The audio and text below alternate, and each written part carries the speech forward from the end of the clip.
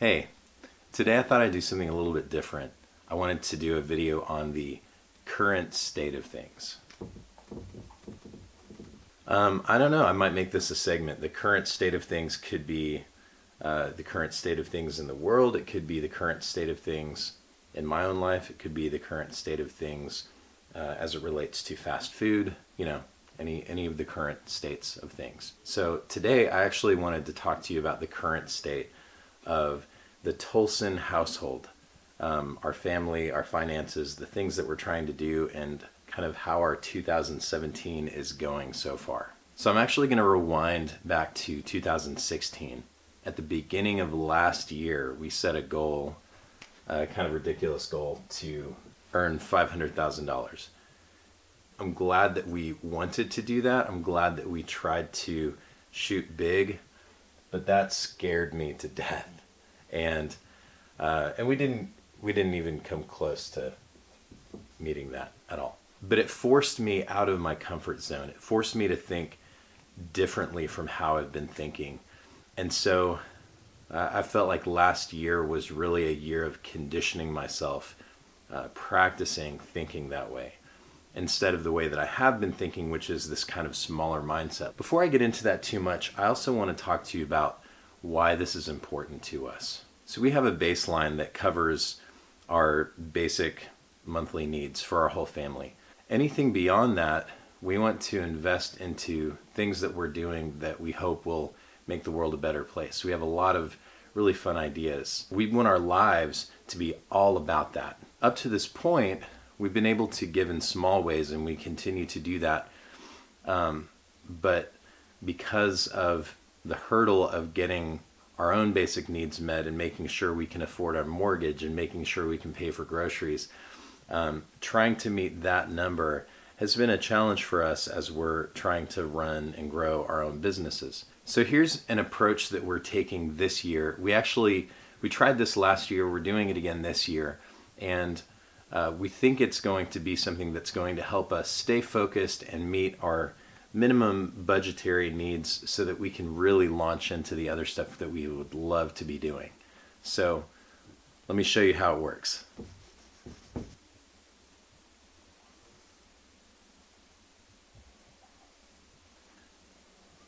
All right, does that look familiar to anybody? It's the Titanic. This metaphor is already not starting out great. Okay, but just bear with me, because I have a point. So the way the Titanic worked, and the way boats were, and I think still are designed, in order to decrease the likelihood that they will sink, the boats are broken off into compartments so that they can control the water that's coming in. So just forget about the sinking part, or pretend that that's like a positive thing. Like, we want the compartments to fill up. We don't want the boat to sink, but we want the compartments to fill up. Anyways.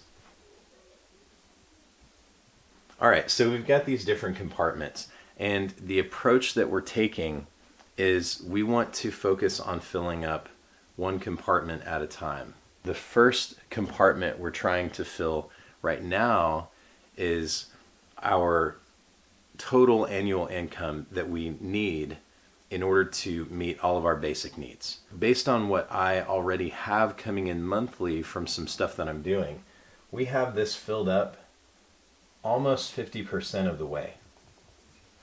All right, so almost 50% of that is already taken care of.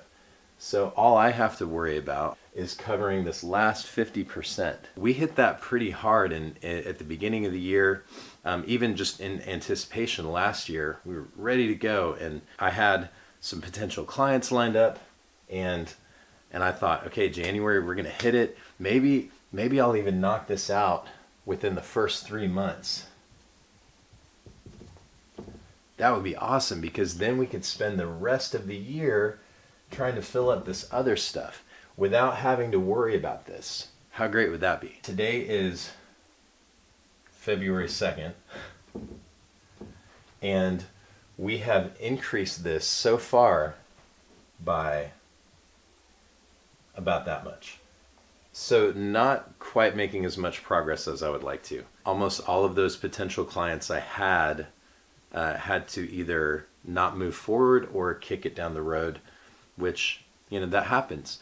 So what I learned from that is not to spend too much effort and energy on potential clients, but to instead spend that energy on continuing to grow my network, so that I can have more potential clients coming into my pipeline. If I had 12 people coming into January and only a percentage of those were actually going to, let's say it was 10 just for the sake of the argument. 10% of those 10 were going to turn into a customer. That's only one. Okay? Now 10% is really generous, but if this was a bigger number, if this was like 100, 5% of that would have been 5. 5 clients would be great. I only need maybe like 10 to 15 projects in order to fill this up the rest of the way. That's what I'm going to be working on, is not spending as much energy on trying to pursue potential clients and spending some of that energy on growing my network. This is where we are. This is just the current state of things. And I wanted to share that with you because it's really hard. To be honest, coming into the end of January, we were starting to feel pretty panicked because while we do have, we can account for, as long as things stay the same with my part-time work, we can account for this much for the year. But this is what it actually looks like if you were to take the entire year. We've got about that much covered each month. So I still have to take care of this for January. We were getting to the end of January and had not taken care of this yet. And so that was starting to get kind of scary, because then we have to start having conversations about, okay, do we preemptively put our house on the market so that it sells with enough time for us to take care of things so that we don't default on a payment, things like that. It's super stressful. Fortunately, that's the only stressful thing that's going on in the world right now. So anyways, there's this going on, but I'm trying to keep my focus on this. If I keep my focus here, maybe it takes me a little bit longer to take care of these, but I feel like this is going to give me more success in the long run. And then as soon as this is taken care of, we're going to have a celebration, all right?